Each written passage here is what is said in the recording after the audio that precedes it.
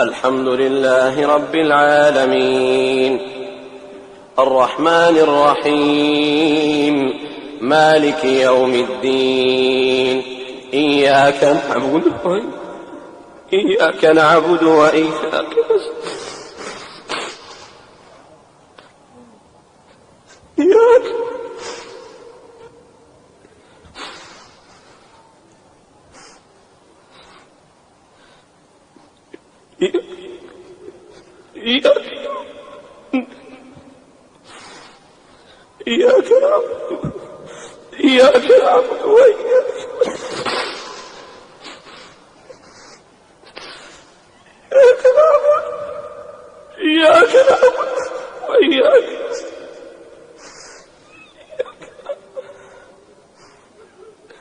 إياك نعبد وإياك اهدنا الصراط المستقيم صراط الذين أنعمت عليهم غير المغضوب عليهم ولا الضالين.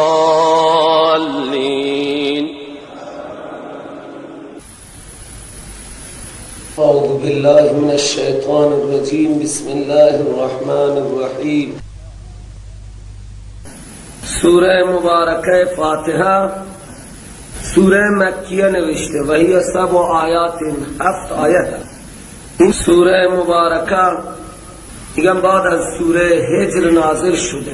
2 مرتبه هم نزول شده. یک مرتبه قبل از هجرت، یکی بعد از هجرت.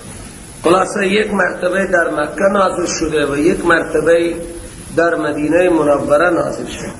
سوره ای هست که از نظر شان و فضیلت زیاد گفته شده است.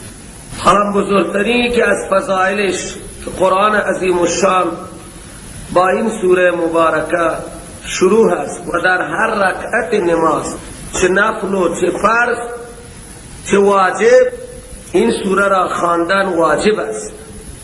و اگر کسی این سورت را در رکعات نمازش نخواند، نماز او ناقصه. بعضی ها میگن که باطله، لیکن ناقصه. لذا سوره ای هست بسیار مبارک. فاتحه هم نام او هست و نامهای متعدد دیگری این سوره مبارکه دارد. شافیه و کافیه و از نامهایی که برش ذکر شده است. فاتحه بین خاطرش میگویند که فتح کتاب و باز شدن کتاب از این سوره مبارکه شروع میشه. افتتاح کلام الله با این سوره شده است. و دیگه نام معروفی به نام ام الکتاب است. 7 مثانی هم قرآنی نگفته است. آتیناک 7 من المثانی والقرآن العظیم. 7 آیه که تکرار کرده میشوند در نمازها، بین خاطر اینا مثانی میگن. مثانی یعنی تکرار شده، مثنی تکرار شده، به این خاطر اینا مثانی میگن. ام الکتاب اصل کتاب. ام به معنای اصل، ام به معنای مغز و خلاصه. و نام دیگر تعلیم المسئله است. تعلیم المسئله یعنی الله تعالی در این سوره مبارکه بندگان نادانش را آموزش داده است که در بارگاه او با کیفیت و شرایط خاصی چی چیزی مسئلت کنند. الله تعالی در این سوره آموزش داده است که چه چیزهایی از خدای کریم مسئلت کنند. تعلیم المسئله نامش است. نام کمی تقریر میکنیم و بعد توضیح میدیم. ام الکتاب اصل کتاب. چطور اصل کتاب است؟ مغز کتاب است، خلاصه کتاب است. در این باره بزرگان دین تقریراتی ایراد کرده اند. یک تقریر از حضرت مولانا بشیر احمد عثمانی مفسر قرآن، ایشان میگویند بی این خاطر فاتحه را ام الکتاب میگویند که در فاتحه آن مسائلی که در تمام قرآن عظیم الشان بیان میشن، خلاصه اون مسائل در این سوره مبارکه گنجانیده شده. در قرآن مجید 6 مسئله بیان میشه: توحید، رسالت، احکام، قیامت، احوال قبول کنندگان توحید و رسالت و قیامت، و همچنین احوال منکرین توحید و رسالت و قیامت. 6 چیز: توحید، رسالت، احکام، قیامت، احوال قبول کنندگان توحید و رسالت و قیامت. 6 احوال منکرین قیامت و رسالت و توحید. این 6 مضامین که در قرآن عظیم الشان بیان میشن، این 6 موضوع و 6 در سوره فاتحه اجمالا بیان شده هم، پس شد اصل و مغز و خلاصه قرآن عظیم. از الحمدلله رب العالمین بیان توحید هست، بیان توحید تا الرحمن الرحیم. همه ستایش‌ها به رب العالمین اختصاص دارند که رحمان الرحیم هست. این بیان توحیده. همه حمد و ستایش‌ها و خوبی‌ها به رب العالمین رحمان الرحیم اختصاص دارند. این تا رحمان الرحیم مسئله توحید را بیان. مالک یوم الدین بیان روز جزا هست، قیامت که مالک روز جزا ہے. ایاک نعبد و ایاک نستعین بیان احکامات هست. حالا عبادت چیه؟ اعتراف به حق عبادت شده. تمام اون دستوراتی که مطابق و تمام اون احکاماتی که مطابق شرع مبین و دستور خدا برسن، اینا همه عبادت هست، اینا همه احکام هست. حتی به شراء، مناکحات، معاملات، معاشرات، اکل، خورد، پوش، همه آن مسائلی که انسان مطابق شریعت اسلام انجام بدهد، اینها برای انسان عبادت حساب میشه. اینها عبادت و احکام.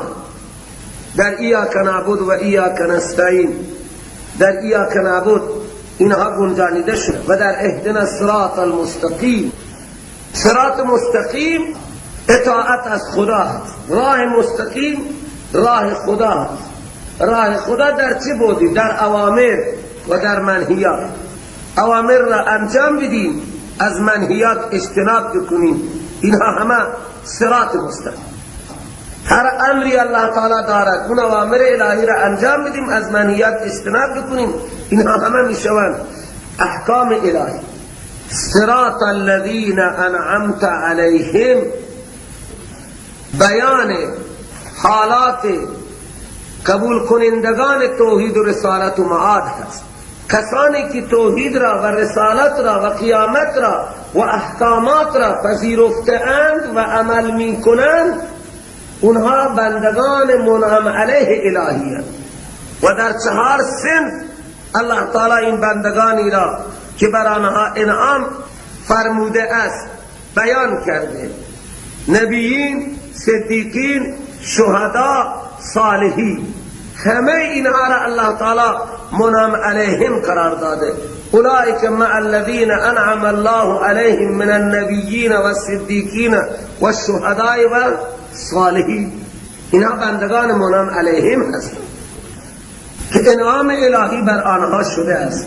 پس حالات قبول کنندگان توحید و رسالت و احکام و قیامت در الذین انعمت علیهم آمد، و حالات منکران توحید و رسالت و معاد و احکام در غیر المغضوب علیهم ولا الضالین.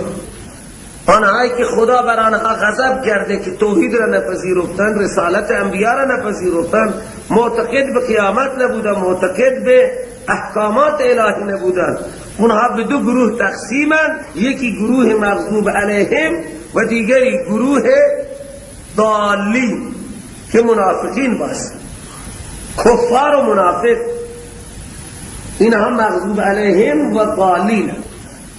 به این صورت این سوره مبارکه ام الکتاب و اصل کتاب و مغز کتاب و خلاصه کتاب، همه احکاماتی که در قرآن عظیم و شان بیان میشن خلاصه و چکیده و اشاره در این سوره بیان شدن. اشارتا و انسان وقتی فکر بکند همه مضامین را در این سوره الله تعالی گنجانیده است. خلاصه کرد. این تقریر از مولانا شبیر احمد عثمانی رحمه الله در تعبیر ام الکتاب آمده است که اصل کتاب است به این خاطر. یک تقریر دیگر را حضرت شیخ المشایخ مولانا حسین علی رحمه الله فرموده است و این را تقریبا از حضرت امام ربانی نقل کرده، البته به تو صورت تقریرش را می کند. امام مجدد الفسانی امام ربانی از جناب سیدنا حضرت علی کرم الله وجهه نقل کرده است و نیز در تفسیر مواهب الرحمن جلد 1 صفحه 3 منقول است که تمام علوم آسمانی و خلاصه قرآن مجید در سوره فاتحه موجود هستند، چون که قرآن مجید از حیثیت مضامین به 4 قسم تقسیم است و هر قسم آن با کلمه الحمدلله شروع شده است.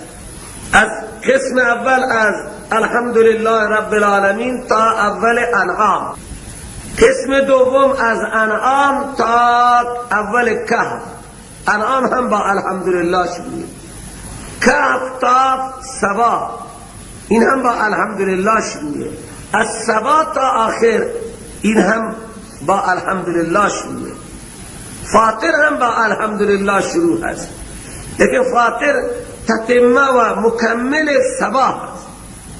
خب قرآن 4 قسمت است، در هر قسمت آن یک مسئله به طور عمومی بیان شد، خالقیت خدا، ربوبیت خدا، مالکیت و تصرفات الهی در دنیا، مالکیت و اختیارات تام الهی بدون کوچکترین شایبه شریکی در آخرت.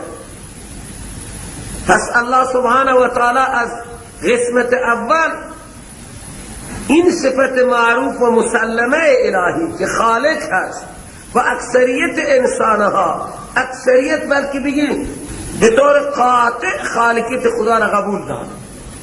حالا الله را به زبان خودشان چه تعبیر میکنند؟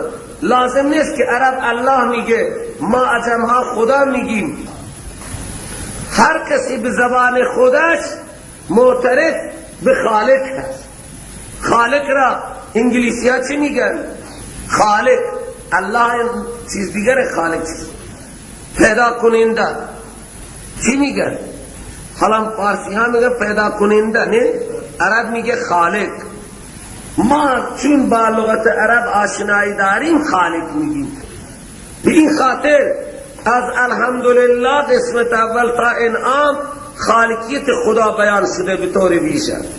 از انعام گرفته تا کهف ربوبیت الله بیان شده است که بعد از خلق پرورش دهنده هم الله است و زمینها را برای این انسان فراهم کرده.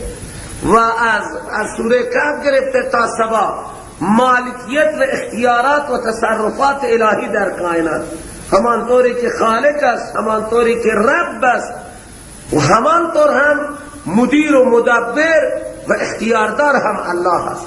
به کسی دیگه هیچ چیزی را تفویض نکرد. و بعد در قیامت هم که بعد از سوره سبا تا آخر اختیارات از آن الله سبحانه و تعالی است، بر قدرت اریکه متمکن هست، هم در دنیا مالکیت دارد و تصرفات دارد و مدیریت دارد و هم در آخرت. در این سوره فاتحه الحمدلله بیان خالقیت خدا است. چرا؟ الله به کی میگه؟ الله به اون ذاتی میگوید که جامع جمیع صفات کمالیه هست، تمام صفات کمالیه در او هستند. پس خالقیت یک وصف با صفت کمال ہے. بین خاطر اللہ تعالی مراد از اللہ وصف معروف و مشهور که همه انسان ها بیان اعتراف دارن یعنی خالق. بیان خالقیت اللہ در الحمدللہ بیان شد. رب العالمین بیان ربوبیت خدا هست. مالک الرحمن الرحیم بیان مالکیت و مدیریت خدا هست که در دنیا و آخرت بسیار بخشنده و مهربان است. همه جهان را مدیریت میکند، بر همه جهان ترحم دارد، لہذا مالکیت دارد. مالکیت کامل را الله سبحانه و تعالی در دنیا دارد، چون از همه بیشتر بخشنده است و از همه بیشتر و با دوام مهربان است. مثل خدا بخشنده و مهربان دیگه کی میتواند بشه؟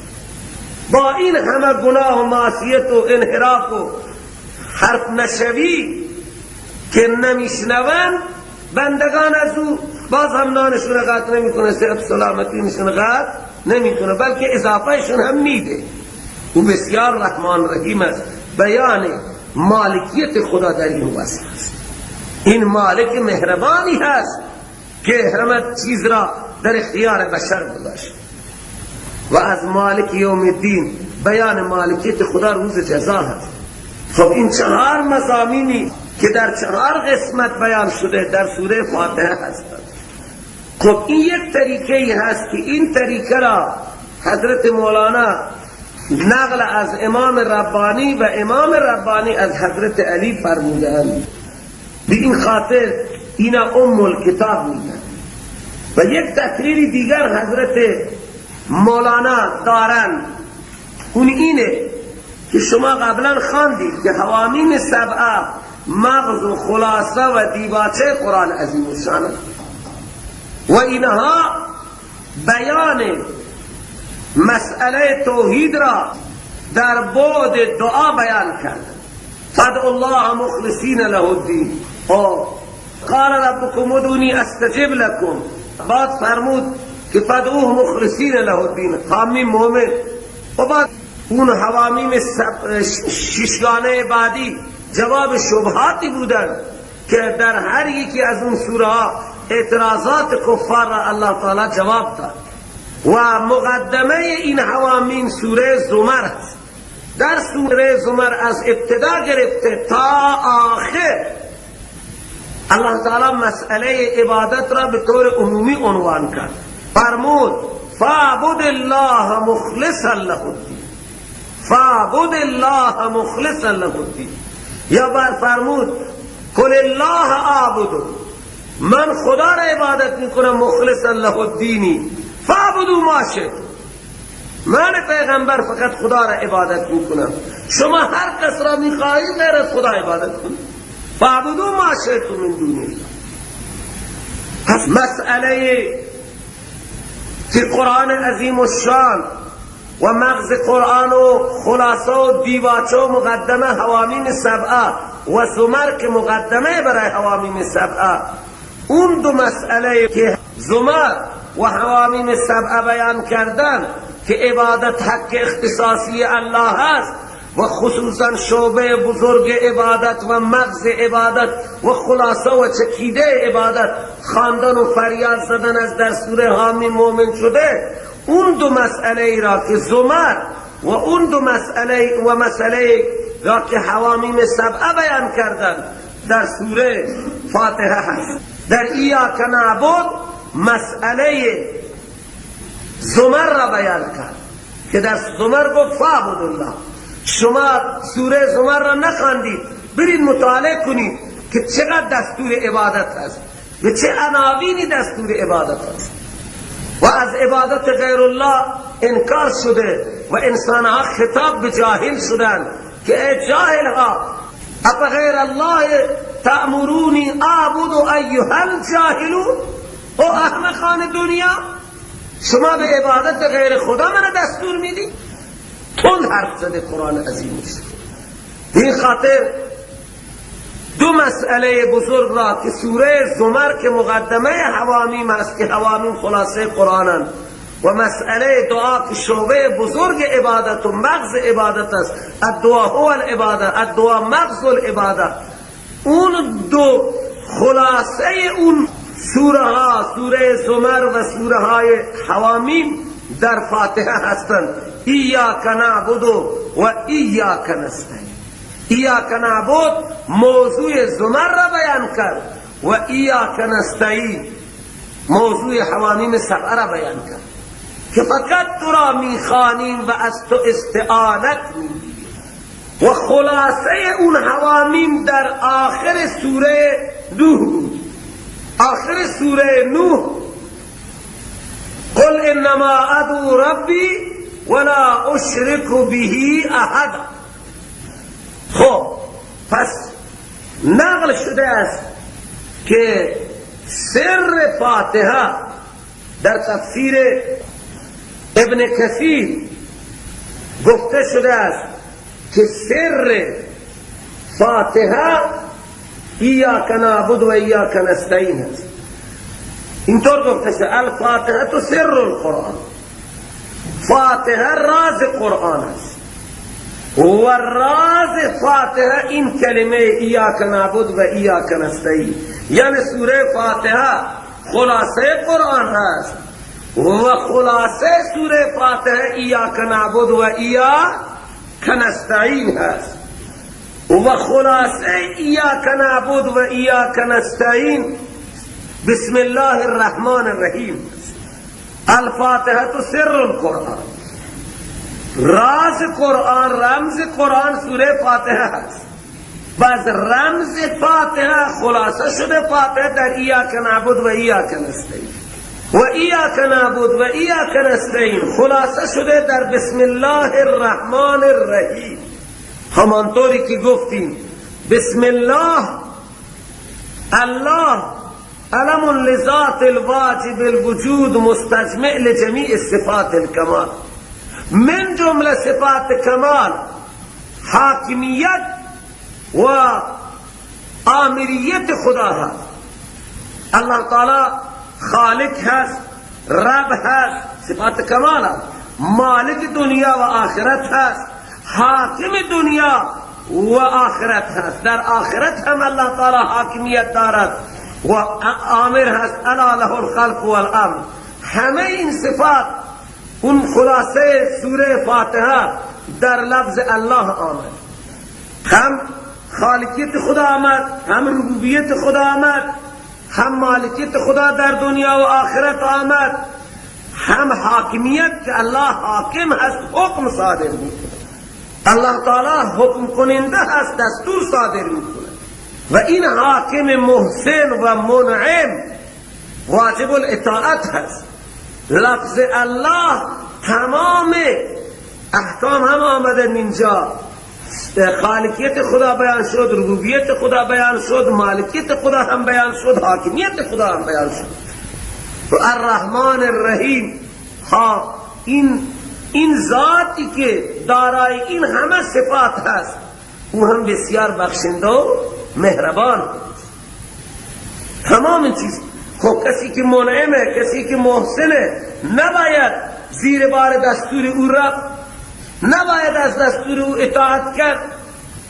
کسی که ذاتی که همه چیز از او حاصل می شود او مطاع هست، او واجب الاطاعت هست.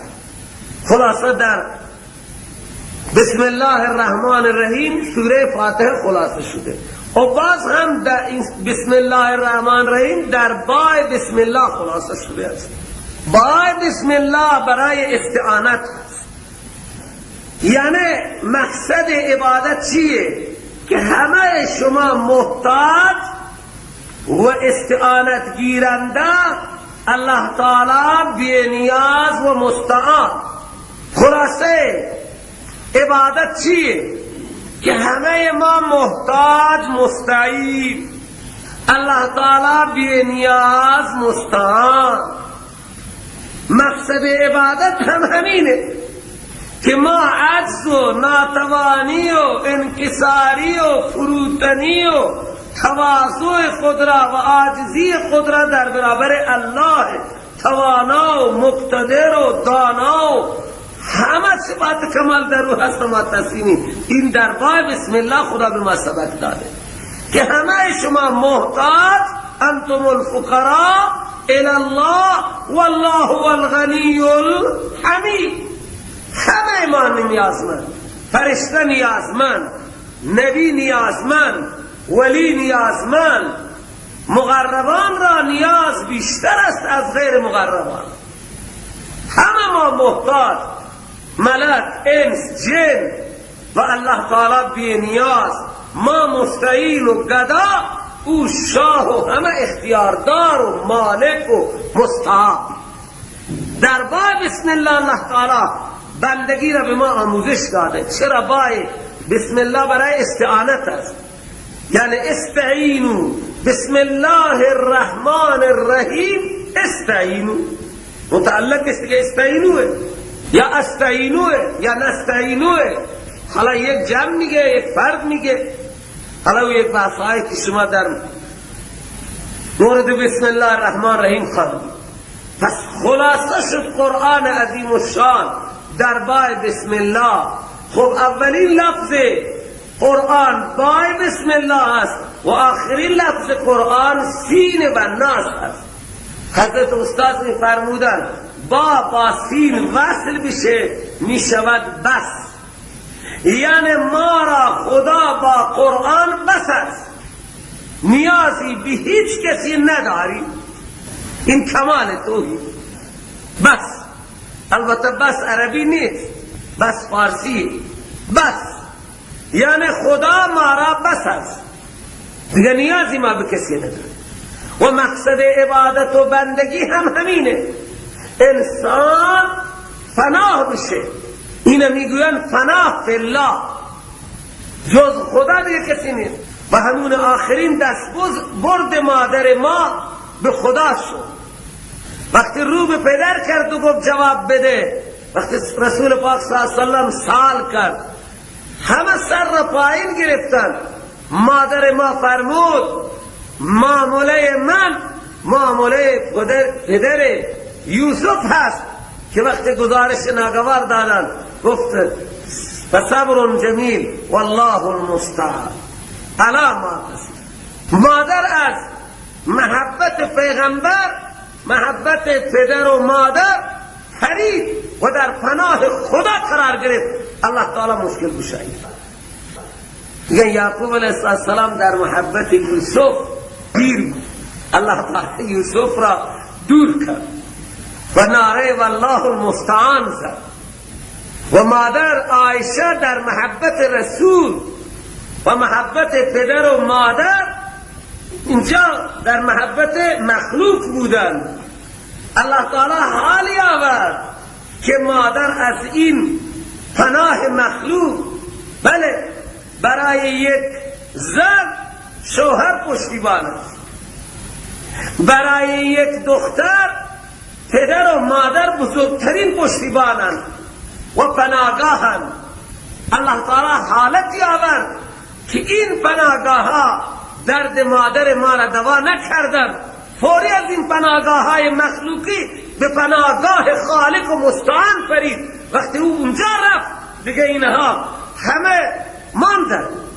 یعنی میگه پناه فی الله، در پناه خدا قرار گرفتن.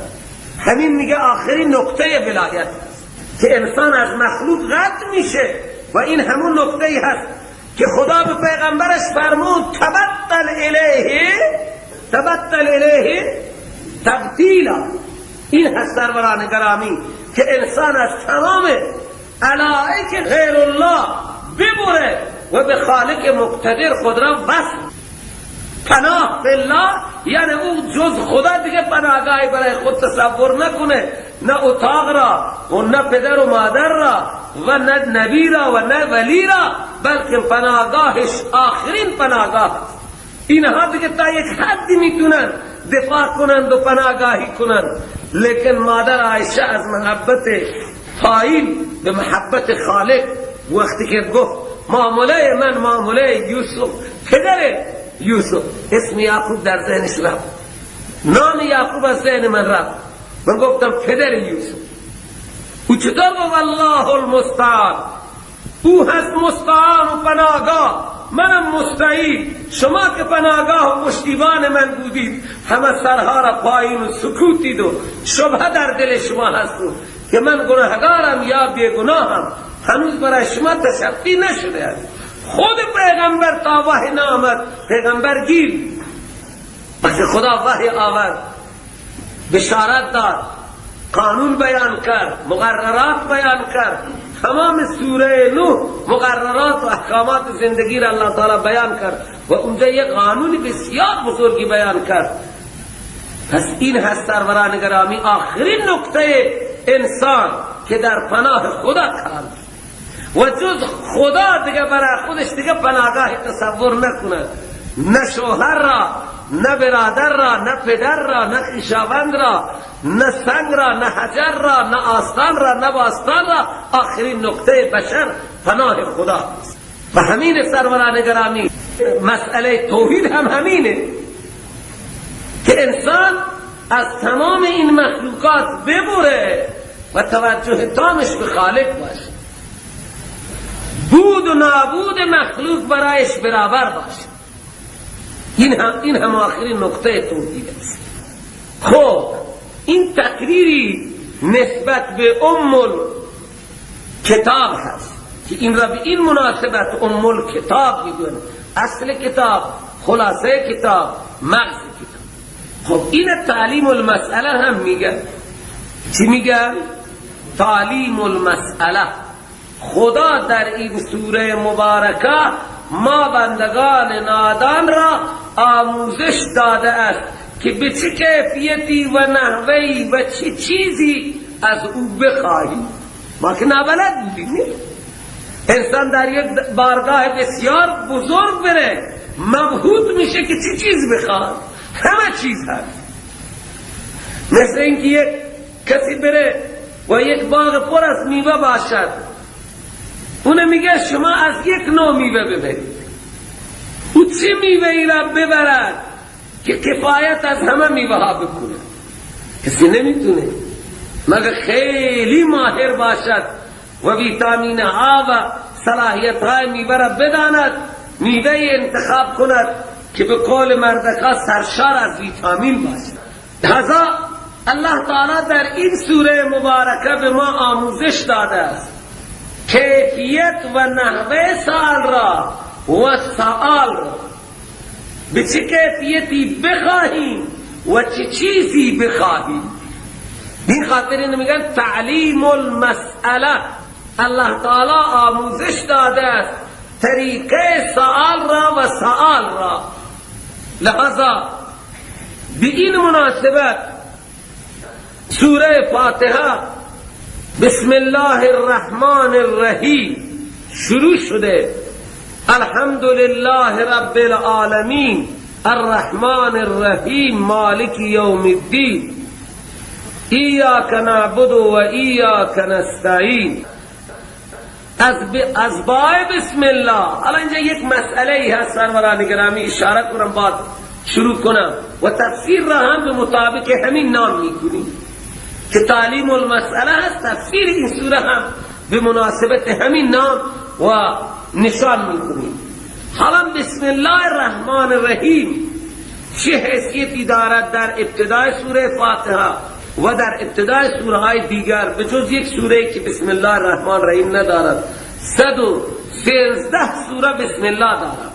همه امت اجماع دارد. یاد شما باشد که بسم الله الرحمن الرحیم به استثناء سوره نمل که در آنجا بسم الله الرحمن الرحیم هست، او در او هیچ شکی نیست که او قسمتی از آیه هست، آیه مستقلی نیست که قسمتی از آیه هست. باقی بسم الله الرحمن الرحیم که در ابتدای سوره هستند، این خودش یک آیه هست، برای فصل بین سوره ها آمده است. همین یک آیه تکرار شده، مثل آیات زیادی هستند در قرآن تکرارند. ولقد یسرنا القرآن للذکر فهل من مدکر فبأی آلاء ربکما تکذبان. اونجا هر چند مرتبه در رحمان تکرار شده فبأي آلاء ربكما تكذبان، هر یکی یک آیه مستقل است لیکن تکرار ہے. بسم الله الرحمن الرحیم یک آیه هست تکرار شده در ابتدای سوره ها، جز سوره ها نیست. این امام ابو حنیفه و ائمه دیگر همین اعتقاد را دارند که بسم الله الرحمن الرحیم آیه‌ای هست تکرار شده در ابتدای سوره ها و جز سوره ها نیست. لحظه فاتحه از الحمدلله شروع. حالا یک بحث حدیثی بسیار بزرگی و دلائلی هست که پیغمبر و چاریار و صدر اسلام بسم الله را سرن میخواندن و قرائت را از الحمدلله رب العالمین شروع میکردن. ما هم الان بسم الله میخوانیم، هر جا فاتحه خوانده شد بسم الله خوانده سنت است. هر جا چه در فرض چه در نفل فاتحه خوان باید بسم الله الرحمن الرحیم را بخواند که سنت است. شما 4 رکعت فرض میخوانید 4 مرتبه فاتحه میخوانید باید بسم الله الرحمن الرحیم 4 مرتبه خوانده شد. خواندن بسم الله هر جایی که فاتحه خوانده شد سنت در هر رکعت. حالا ما پشت سر امام قرائت نمیخوانیم، فقط امام قرائت میخواند بسم الله بخواند.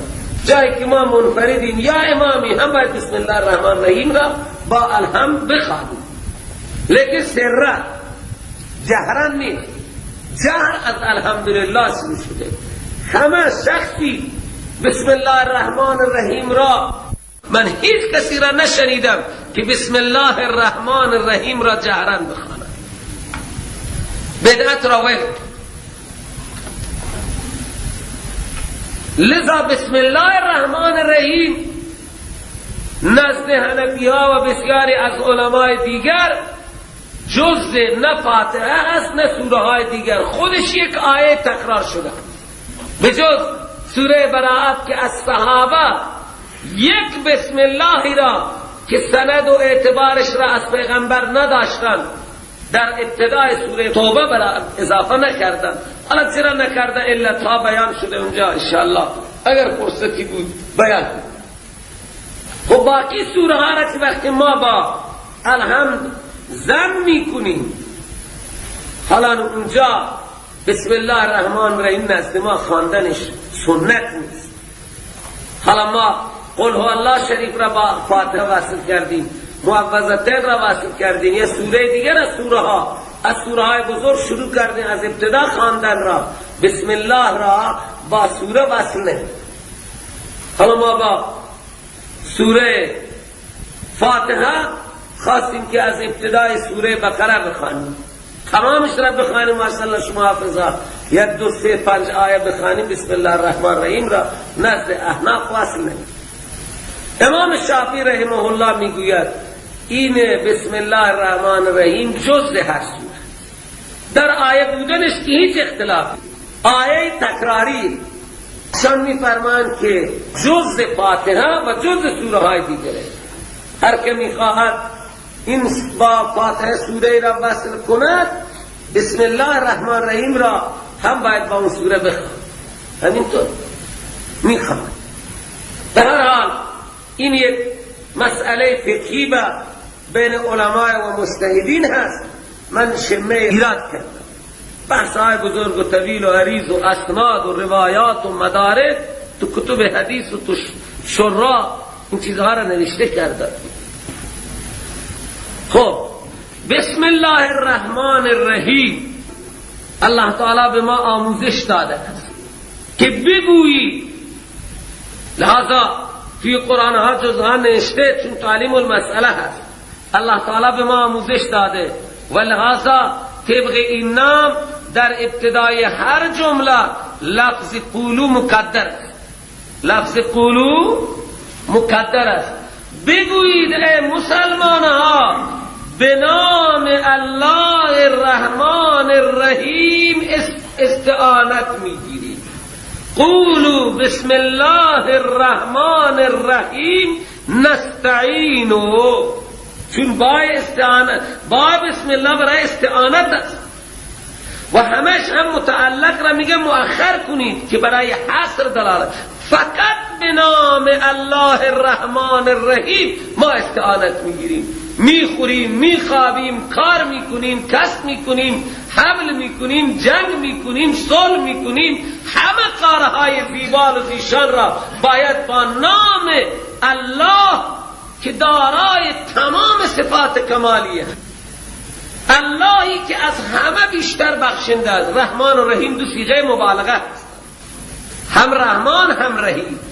و وزن فعلان برای کثرت میاد، مثل سکران، ندمان. کسی که خیلی مست باشه سکرانش میاد، خیلی پشیمان باشه بهش ندمان میگه.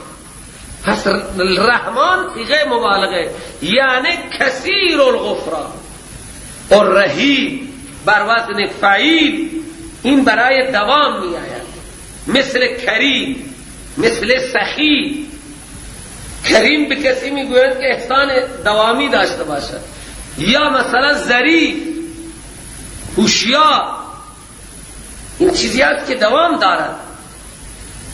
به این خاطر الله تعالی دو صفت برای خودش ذکر کرد، یکی کثیر الغفران هست، خیلی بخشش دارد، و دائم الغفران.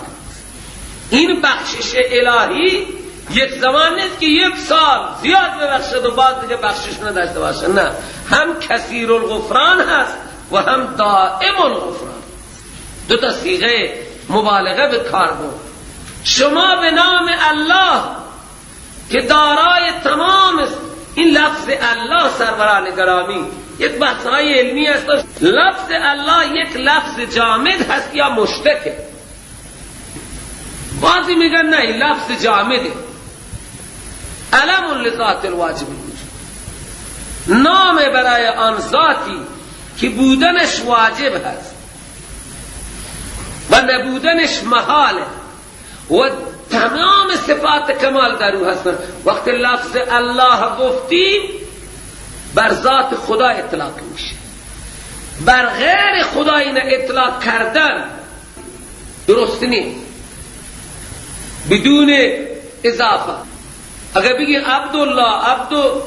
عبدالله بگی، الله بخش بگی، درسته، بلکه کسی را بگی الله بر غیر خدا اطلاق کردنش جایز نیست. همچنین لفظ رحمان این هم از اون اسمایی هست که بر غیر خدا بدون اضافت ذکر نمیشه. این اشتباهی که بعضی میگه رحمان، نه، مردم نامش میگه رحمان، این درست نیست. عبدالرحمن باید بگی. بعضی فکر میکنه عبدالرحمن و عبدالرحیم بزرگ میشه، رحیمو کش میگن و رحمانو کش میگن کوچک میشه. این اشتباهی، نباید بگی. باید عبدالرحمن بگن که با گفتن عبدالرحمن کوچکه. رحمان که الله هست، رحیم که الله هست. رحیم و رحمان گفتن درست نیست، رحیم شاید درست، بعضی از بدون اضافه. بله این دوتا. همچنین لفظ رب بدون اضافت بر غیر خدا اطلاق نمیشه. رب العالمین بگید، عبدالرب بگید، لیکن بدون اضافت بگید رب درست نیست. ها، رب الدار میگن، رب العباد، مالک السرا، مالک دار، مالک عباد، رب الدار، رب العباد، رب الشاد، رب البیت، رب المال. بدون اضافت درست نیست که کسی رو بگن رب المال میگن، رب نمیگن. بدون اضافت بر خالق اطلاق میشه. خب بگوید مسلمانها به نام الله. چرا لفظ الله را، لفظ اسم را؟ به این خاطر بعضیا گفتن که اسم به معنای مسما هست. به مسمای الله که همون ذات الله میشه دیگه. الله اسمه و اسم به معنای مسما. به مسما یه الله که رحمان رحیم است نستعین و استعانت میگیری. و بعضی میگن نه، اسم به جای خودش هست و این در برابر کفار و مشرکین به مسلمان ها آموزش داده شد. به مسلمان ها آموزش داده شد که شما بسم الله الرحمن الرحیم بگید، خط بنویسید، کار بکنید، بلند بشید، بشینید. کفار بسم الله والعزی میگفتند، بسم الله والعزی. در مقابل آنها الله تعالی بگفت که شما بگید مسلمان ها بسم الله الرحمن الرحیم. عرب ها هم بسم الله هم میگفتند، بسمک اللهم هم میگفتند، بسمک اللهم. در نامه صلحنامه حدیبیه همین بسم الله الرحمن الرحیم را نگذاشتند، گفتند بنویس بسمک اللهم. الله تعالی به ما دستور داد در ابتدای فاتحه که تعلیم المسئله هست، بگویید بسم الله الرحمن الرحیم. بسیار بخشنده هست. الله تعالی در این بسم الله الرحمن الرحیم دو صفت خود را تکرار کرد، یکی رحمان و یکی رحیم، که دلالت به کثرت بخشش و به دوام بخشش دارد. باز این دو صفت را در فاتحه هم تکرار کرد، الرحمن الرحیم. چیه فلسفه و راز؟ انسان از یک انسان کنجوس و از یک انسان بخیل شاید 100 تومن هم بخواهد در این، از 100 تومن هیچ چیزی نیست، او حتی شاید دراز نکنه. بگویید به نام الله که از همه بیشتر بخشنده و از همه بیشتر عطا کننده علی دوام هست. پس اینجا به ما مژده داد که شما استعانت و کمک و امداد از ذاتی میگیرید که بسیار بخشندگی دارد، بسیار مهربانی دارد، بخشنده و مهربان است. شما نعوذ بالله سر و کار شما با یک انسان بخیل و نادار و بی چیز نیست. اللهی که تمام صفات کمال در او هستند، هر چی کمالا در الله تعالی پیدا هست. خالق، مالک، رب، رؤوف، رحیم، ستار، غفار، تمام صفات های کمالی در او هستند. او با این همه صفات عالی که دارد بسیارم بخشنده است. شما نان میخواهید، آب میخواهید، صحت میخواهید، سلامتی میخواهید، رزق میخواهید، امداد میخواهید، کمک میخواهید، برای هر چیز میخواهید. او رحمان و رحیم است. انسان را بسیار وادار کرد. او با شما سر به سر نمیگیره که شما نماز نخواندید نان نمیدم، شما نماز نخواندید چشم شما را سالم نمیکنم. نه، او بسیار بخشنده است، نان هم میده، آب هم میده، صحت و سلامتی هم میده. بسیار دائم الرحمت هم است، کثیر الرحمت و دائم الرحمت.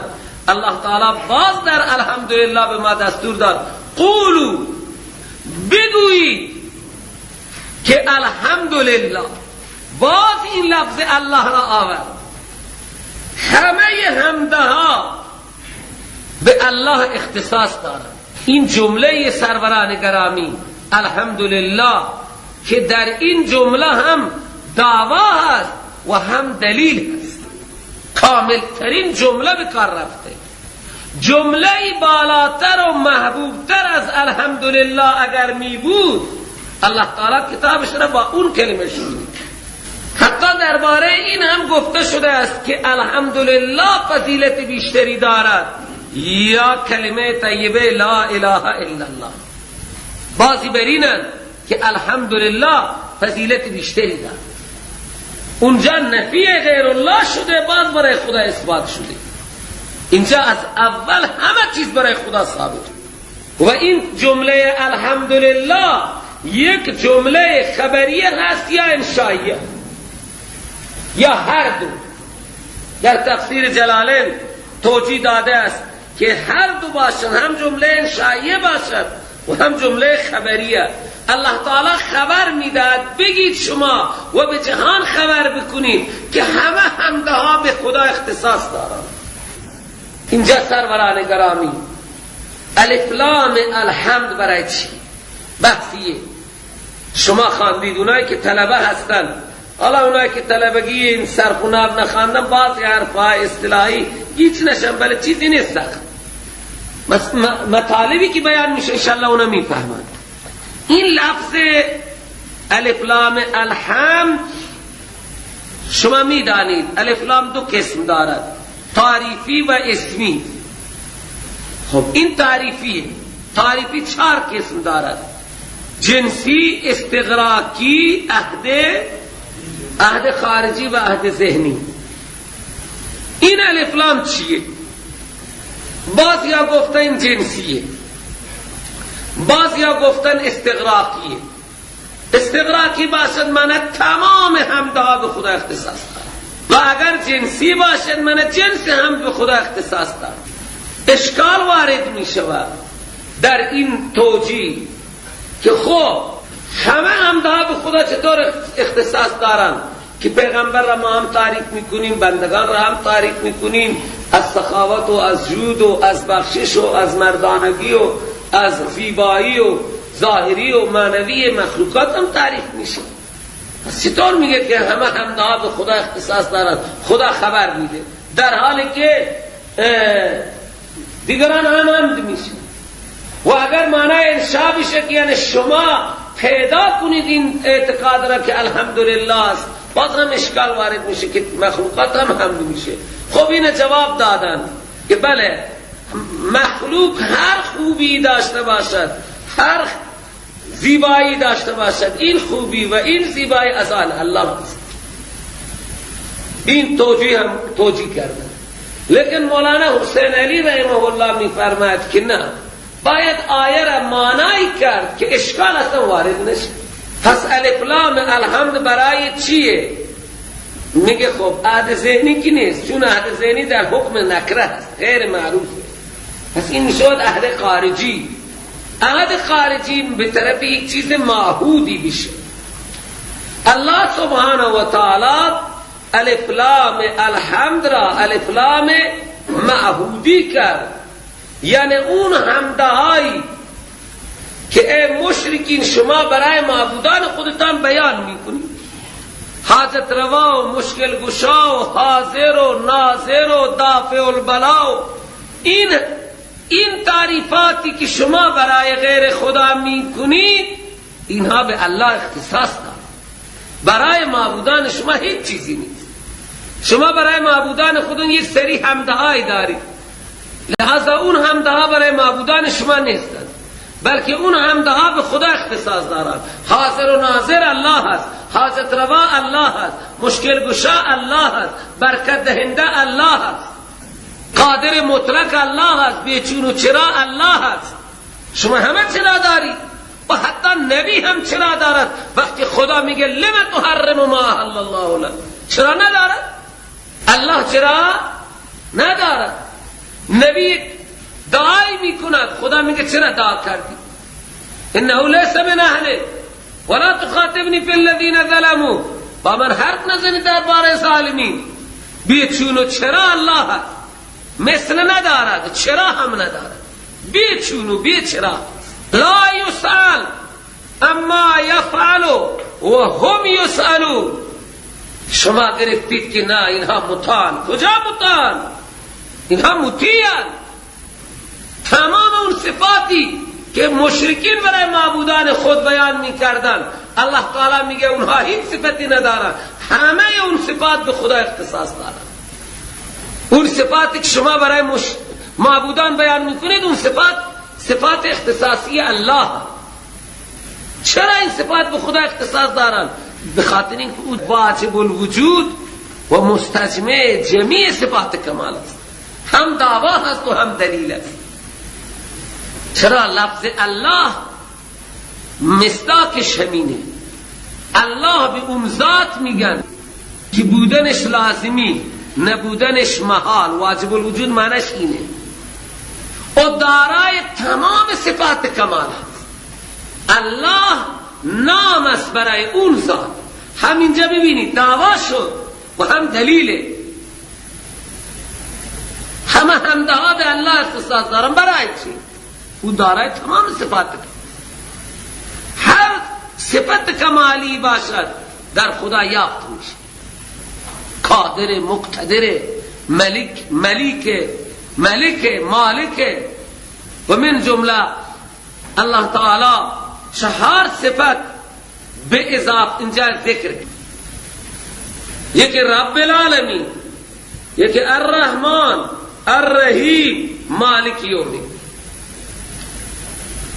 هر لفظ خود الله کفایت میکرد و با ذکر این صفات 4گانه که رب العالمین، الرحمن، الرحیم، مالک یوم الدین اشاره کرد که بله الله همون ذات را میگن که او رب العالمین هست، همه عالمیان را اختیاردار هست، مالک هست، مالک و اختیاردار تمام عالمیان است. لفظ عالمین این جمع عالم هست. عالم به چیز میگن؟ عالم به هر آن چیز میگن که دلیل خالقیت خدا هست. 2 عالم بزرگ، عالم انس و عالم جن. کوه یک عالمیه، همه حشرات با انواع و اقسامش، هر یک حشره یک عالمیه. حیوانات هر یک نوع صنفش یک عالمیه. تو اینها همه دلیل خالقیت خدا هستند، همه دلیل مالکیت خدا هستند. عالم به این خاطر میگن. خب اینجا به صورت الف با یا و نون و واو و نون جمع شده، عالمین، عالمون، به خاطر غلبه ذوی العقول بر غیر ذوی. الله تعالی جن و انس و ملک را که مخلوقات صاحب عقل خدا هستند بر اون مخلوقاتی که صاحب عقلیت ترجیح داد. او اختیاردار همه عالمیان است. رب معنی اختیاردار، مختار، و او مالک همه عالمیان است. همه عالمیان به استثناء ذات الله اینها مملوکن، اون مالکه. اینها تحت اختیار خداست و اون مختاره. خب هر کس هر جا مالکیتی دارد، هر جا اختیاری دارد، پس اونجا تصرفات دارد، نه؟ میرساند منافع را و مضرات را دور میکند که معنای لازم به اصطلاح پرورش دهندش می. شما مالک سرا هستید که اونجا منافعی میرسانید. شما مالک این زمین هستید که از او استفاده میکنید و به اون زمین منافع میرسانید. منافع زمین چیه؟ کود، حشم، آب، حفاظت از دام و ددهای. این همه شما اونجا اختیاراتی در زمین داشته باشید، این منافع را به زمین میرسانید تا اون زمین وظیفه خود را انجام بده. مضرات را دور میکنید. سیلی میخواهد بیاد این زمین را از بین ببره، شما اون سیل را انحراف میدید، نمیدید که زمین را نبره، صد میاندازید. سنگی و خاری برای زمین ضررده است، اینه دور میکنید. تو لذا این الحمدلله شد. چرا؟ او رب عالمین هست، به همه عالمیان منفعت میرساند و مضرات را از آنها دور میکند. این معنای لازم مالک و معنای لازم مختار هست، مالک و اختیاردار. اینجا یک اعتراض علمی میشه که لفظ جلاله الله، این لفظ جلاله الله عارف معارف هست و رب صیغه صفت مضاف شده. وقتی صیغه های صفات مضاف بشه معرفه نمیشه، به ضارب و زیده. لذا چطور توانسته صفت بشه برای لفظ جلاله که عارف معارف هست؟ اشکالی وارد شد. به این خاطر سروران گرامی قبلا ما عرض کردیم و الان هم عرض میکنم که صفاتی که در موصوف منحصر است در غیر موصوف یافت نمیشه. ساده بگیم صفاتی که فقط به یک موصوف اختصاص دارند اونها در حکم معرفت هست. رب العالمین بر غیر خدا اطلاق نمیشه که شما شبهه کنید. این هم صفتیه که به الله اختصاص دارد. پس این صفات در حکم معرفه هستند و میتوانند. شما یاد شما باشد من الله العزیز العلیم غافر الذنب و قابل التوب شدید العقاب ذی الطول. غافر الذنب اونجا این صفات چون غیر خدا غافر الذنب نیست، غیر خدا قابل توب نیست، غیر خدا عزیز نیست، غیر خدا علیم نیست. بین خاطر اینها برای لفظ الله میتونه صفت بشه. همین رب العالمین بر غیر خدا اطلاق میشه. وقتی یک کسی بگه رب العالمین، فکر نکنم در دنیا احمقی باشد که بگوید رب العالمین. بعضی ها میگن بیمه نمیدانم ابوالفضل یا بیمه فلانه، بعضی ها میگن نه بیمه رب العالمین. اونی که اختیاردار عالمیان هست، اونی که پرورنده عالمیان هست، این در بیمه او و در زمان او. بیمه به معنی زمان ها ولی جلالت. بیمه یعنی چی؟ بیمه زمان شاید از دیگه جای معنی گرفتی. لفظ عربی کی نیست بیمه، لفظ فارسی هم شاید نباشد بیمه، این از جای دیگر ما گرفتی. بیمه تقریبا معنی شمین زمان. خب بیمه همین مفهوم را میده. شما موتور شما را بیمه میکنن یعنی هر خساره بر وارد بشه اونا جبران میکنن. معنی بیمه همینه دیگه، نه؟ ماشینی را که بیمه میکنن، موتوری را که بیمه میکنن، مردم خود را بیمه میکنن برای چی؟ که وقتی مشکلاتی بر ما وارد شد بعد اداره بیمه و اداره زمان این تمام نقصانات را جبران کنه. همین هست که دیگه مفهومی داره. همین هدف. حتی بچه های ما را با 600 تومن بیمه میکنن و تا الان یک قران هم ندادن. عجیبه اینها. الان ما ندیدیم اینها رسیدگی کنه یا ما شنیده باشیم که فلان بچه به مشکلی گیر کرد، اداره بیمه به خاطر 600 تومن تمام مشکلات اسلام متحمل شده. هرگز نمیشم. بله خب راهش هست بیمه. هر بچه 600 تومن ماشاءالله چقدر جمع میشه؟ فقط همین حقوق سال اینا جمع میشه.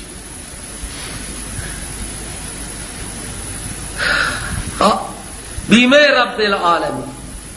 همه حمده ها اختصاص دارن که شما برای معبودان خود بیان میکنین، به الله اختصاص دارن. چرا؟ او رب العالمینه.